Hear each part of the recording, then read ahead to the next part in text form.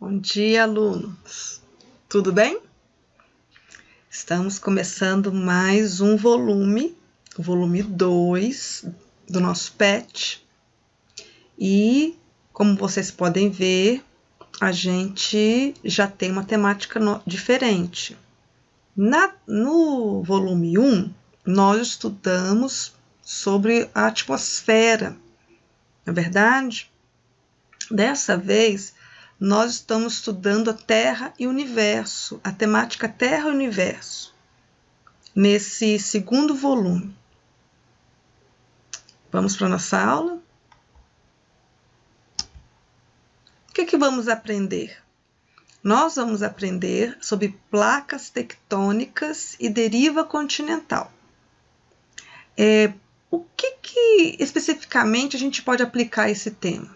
Bom, muita coisa.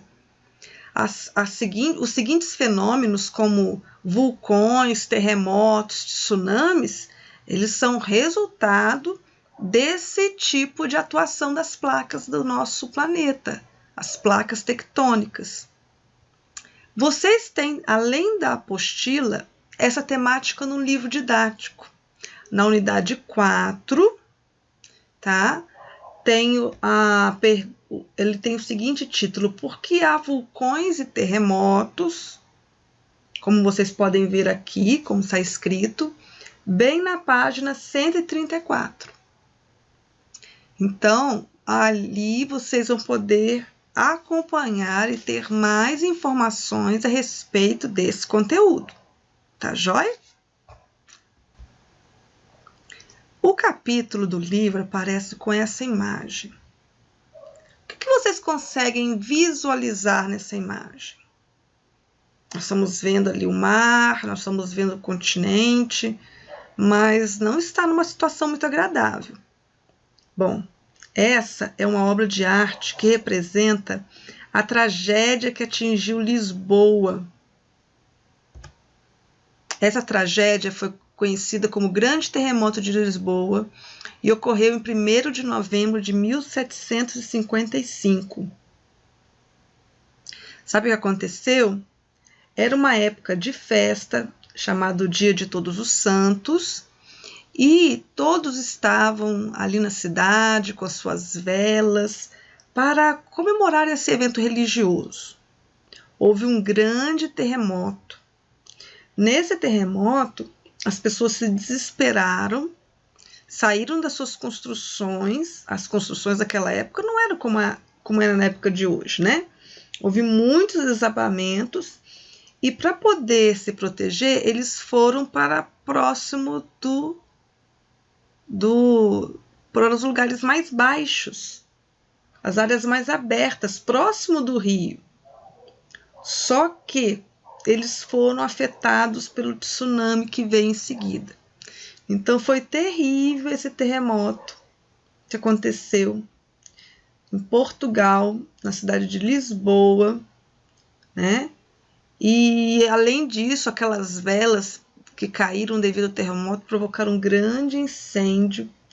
E essa tragédia, dizem que chegou a matar 1/4 da população.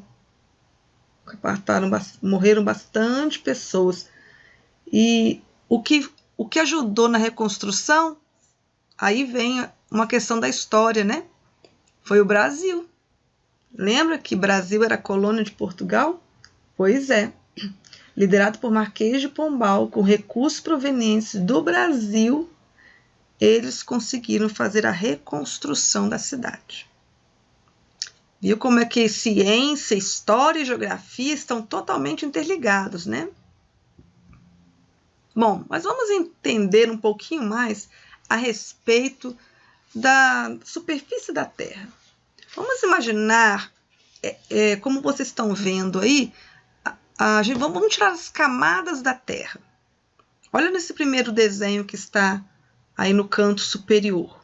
Bom, a parte superior que vocês estão vendo aí, a camada mais externa, ela é a que a gente vive, né? Ela é a crosta, que vai mais ou menos até 100 quilômetros de profundidade.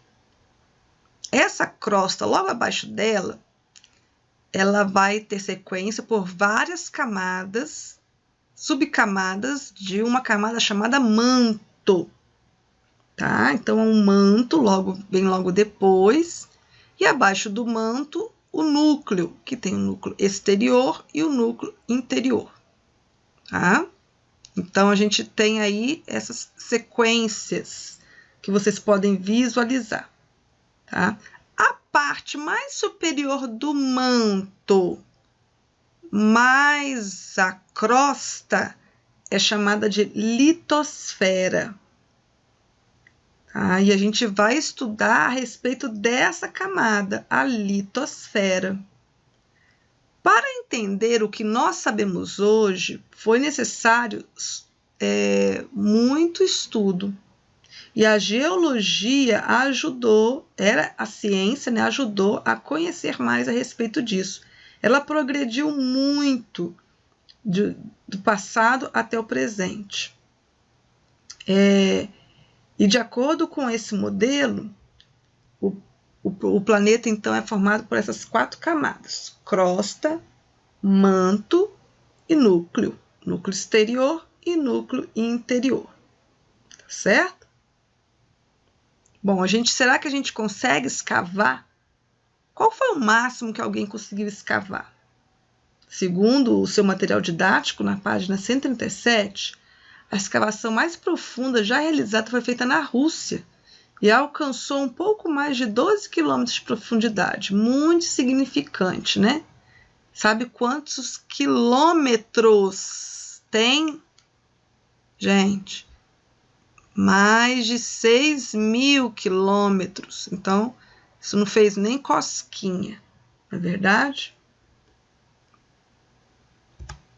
Bom, e a teoria tectônica das placas? Bom, dessa forma, essa litosfera, ela constituída dessas 2 camadas, elas estão uma acima da outra, mas elas não estão totalmente coladas. Existem uma certa movimento entre elas. E surgiu essa teoria para explicar que essas placas, esse movimento dessas 2 camadas, geraram movimentos da crosta, né, que se dividiu em placas. E essas placas, elas estão flutuando sobre uma parte do manto chamado astenosfera. Vamos entender um pouquinho mais. Bom, se você perceber, olha como é que o Brasil aqui, ó, parece que ele se encaixa na África. E essa bordinha aqui parece que se encaixaria aqui. E essa aqui se encaixaria aqui dentro, e essa aqui subiria. Então, essa aqui, esse continente, talvez encaixaria nessa região. Bom, existe essa ideia, essa teoria. Por que teoria? Porque é uma teoria muito bem estudada, né?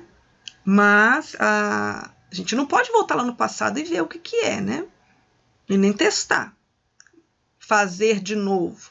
Então, a teoria é baseada em vários estudos científicos que determinaram que o continente que hoje existe, na verdade, ele estava unido num só, chamado Pangeia.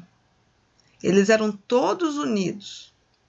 E através de movimentos desses continentes, de rupturas e movimentos, eles foram lentamente se separando. Para explicar isso, aí existem várias outras teorias. O que provocou essa separação? Alguns dizem de milhões e milhões de anos. Outros dizem que poderia ser bem menos, mas com um evento catastrófico que poderia ter acelerado inicialmente o movimento dessas placas. Não sabemos. A mais aceita é a teoria de que isso aconteceu há um passado muito antigo, tá? Então, a gente pode perceber que depois dessa Pangeia se separar, esse único continente se separar, os continentes ficaram sobre placas, né? Essas placas até hoje ainda se movimentam, algumas afastando, como a sul-americana da africana, e outros se aproximando, como a placa de Nazca e a sul-americana. O que acontece com essas placas quando elas se aproximam ou quando elas se afastam? Pode acontecer, esses movimentos, eles podem provocar fenômenos, eles provocam fenômenos. Nesse caso, o que está gerando afastamento é uma pequena fissura que entrou magma e esse magma, com grande pressão, foi provocando esse afastamento. A gente chama isso de divergente, movimento divergente, porque um está indo para um lado e o outro está indo para o outro. Esse movimento divergente está gerando um afastamento, a gente chama de afastamento. Ao contrário, duas placas podem se aproximar, só que ao se colidirem, uma pode passar para debaixo da outra, tá? Porque uma pode ser mais pesada que outra.